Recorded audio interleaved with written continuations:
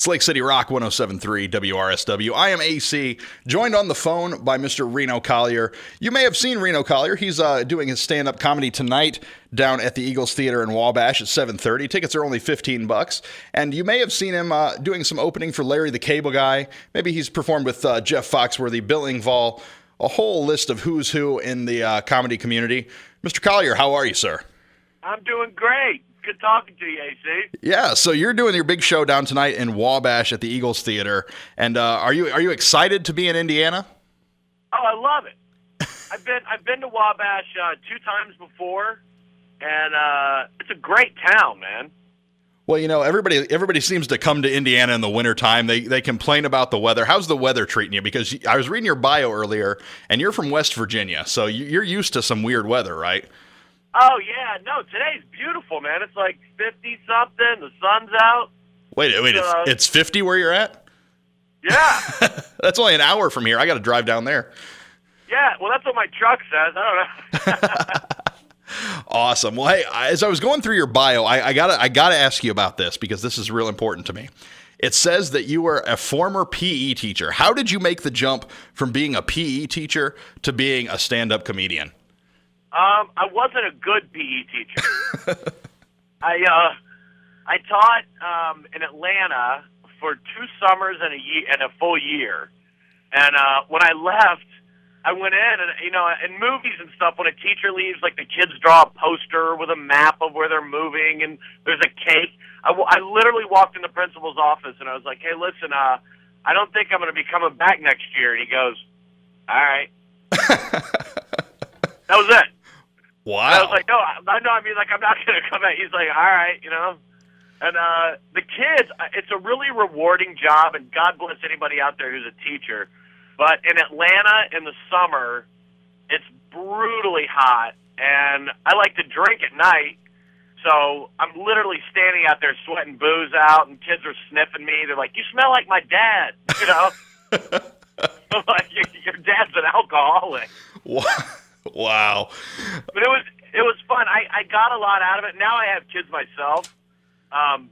So, you know, but when I was 24 and I just wanted to like keep living like I was in college. Yeah. And waking up early and all that sucked. So gradually I started watching. I was bartending at a comedy club at night, and I was watching comedians, and I was like, well, these guys, you know, what happened was my mom goes, I kept getting fired from jobs, and my mom was like, Reno, you need to just figure out what you love doing the most and find out a way to make money at it. And I took her literally. I was like, well, I love telling my friends jokes. I like drinking beer. I'll be a comedian. And later she was like, that's not what I meant, jackass. But that's kind of how I went about it. And I just loved it. It's like a bug. Once you start doing it, you know, it's a rush. You love it. Awesome. So you started doing it, and did it start slow, or did things just start taking off for you right away? No, it started slow. I lived out of my car for like 4 years, just taking every show I could get, and just bouncing around to different places. They put you up. So, I mean, I'd be like in Lubbock, Texas for a week, and then the next week I'd be in Myrtle Beach, South Carolina, and I'd have to truck it all the way across the country in this little Nissan Sentra. And it was a time of my life. I had a great. Everyone's like, God, it must have been so hard. It was a blast. I had no responsibilities. You know, you're just cruising along, and it was fun. But it takes a long time. Like there's not really. I mean, a lot of times people go, "Oh, that guy's an overnight." That guy's 45. He's been doing it forever. You know what I mean? Yeah. So, but you know, eventually things did pick up a little bit for you, and you've been on tours with everybody. You've had a Comedy Central Presents special. I mean, what is there left for you to accomplish in the comedy realm? Well, it's a matter. Like last summer, I hosted this show called Top Hooker that was on Animal Planet.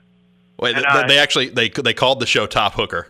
Yeah, it was an extreme fishing show. Oh, okay. Yeah, not the first thing I think of. I'm way too Scottish to be able to pull that off. Yeah, it was really fun, man. And I had a show called Great American Road Trip that was on NBC, and I've been really blessed, man. I've been very lucky to get to do a lot of the stuff I did. I did a tour that came out on DVD. It was with me and Engvall and Foxworthy and Cable Guy. and we did arenas all over, and I'm still on tour with cable guys, so I've been really blessed. Yeah, so you've been on the tour with all these guys, that people are more familiar with a little bit. There's got to be some stories of you like pranking these guys, right? Oh yeah, I mean, it was like people punch each other right before you go up, and like whack each other. Like it was a constant screwing around. It was almost like the shows interrupt the day, where we're just screwing around and goofing off. I mean, I remember this was years ago. The first time Cable Guy ever did an arena, and I'd been out with Ron. And with Ron, you do your show, and you go, all right, thanks a lot, good night, everybody. You walk off, the lights go off, and a light hits a bottle of scotch, and you're done. You just do your set and leave. Yeah. Well, it was the first time we'd done an arena the Cable Guy had, and there was like 15,000 people in Raleigh, North Carolina. And I went up and did my show, and I was like, all right, thanks a lot. I never brought him up. I walked off stage, and he's standing there. He's like, what happened? I go, that was awesome. It was 15,000. He's like, you never even brought me on stage. And I was like, oh, yeah. And they're like, hit the music. And, he didn't fire me. He thought it was funny. Any other person would have fired me. Not only did he not fire you, you were also in his movie Witless Protection, right? Yeah.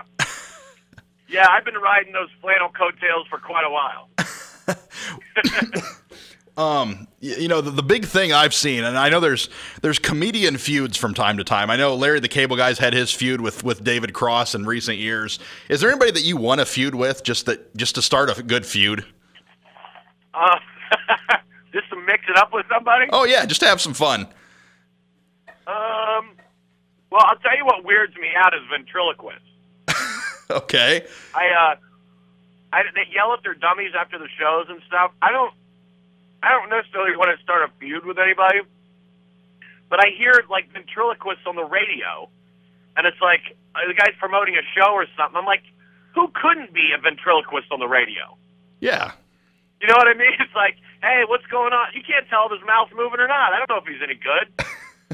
Wait, going back to something you said a second ago about ventriloquists, and I'm assuming you've seen this. They yell at their dummies after the show. Is that That's real. There has to be a story behind this, though. There has to be. Oh, dude, I had a guy, and I don't want to say his name, but this was a long time ago, and he needed a ride to the show. So I pick him up, and he puts his dummy in the back seat.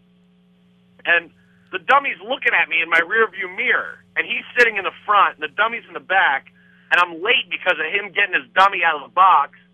And while I'm driving, I'm speeding, and he's like, the dummy's name was Justin. And he goes, hey, Justin doesn't like it when you speed. I was like, well, what? And he goes, Justin doesn't like, slow down. Justin doesn't feel good. I'm like, Justin is made of wood. He's sitting in my back seat. I'm going to throw both of you out on the side of the road if you talk about that dummy and whatever person it is. I can't. So I slam the brakes on. Justin's head falls off. I go, now Justin can't see. Oh, wow. So he gets all mad. I left him.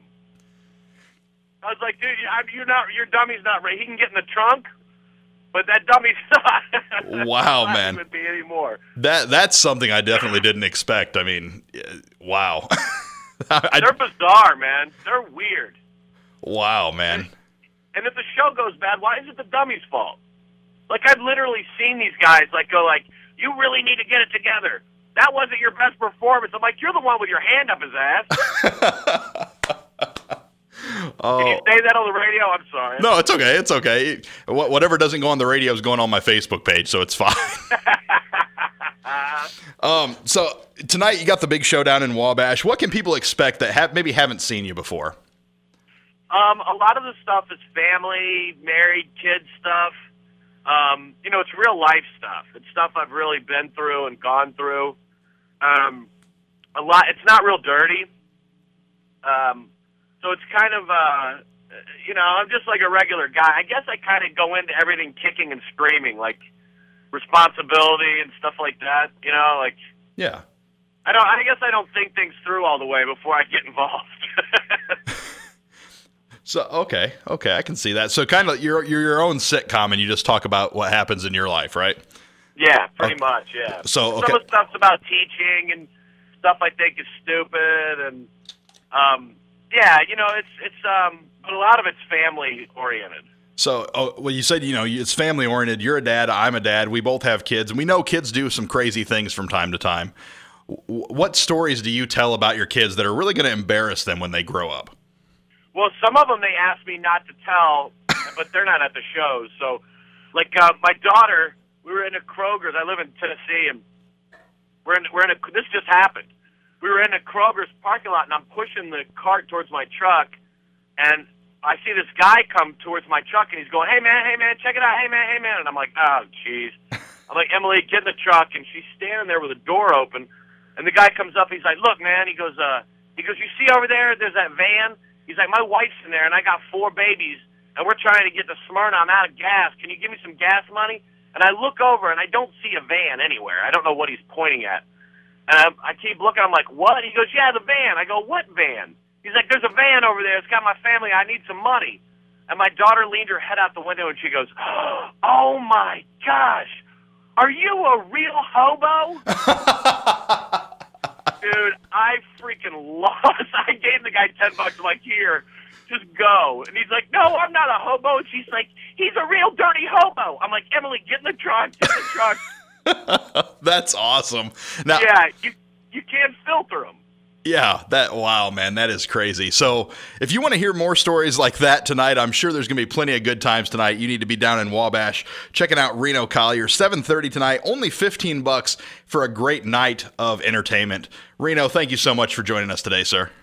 AC, thanks for having me, buddy. Hey, appreciate it, man. Hey, no problem. It's Lake City Rock 107.3 WRSW.